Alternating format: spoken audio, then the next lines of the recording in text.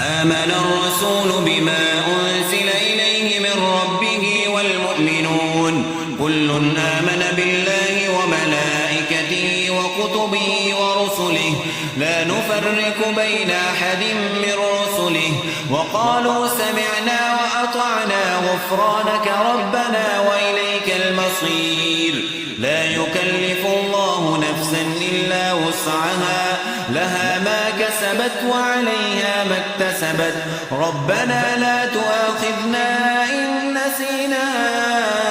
أو أخطأنا ربنا ولا تحمل علينا إسرا كما حملته على الذين من قبلنا ربنا ولا تحملنا ما لا طاقة لنا به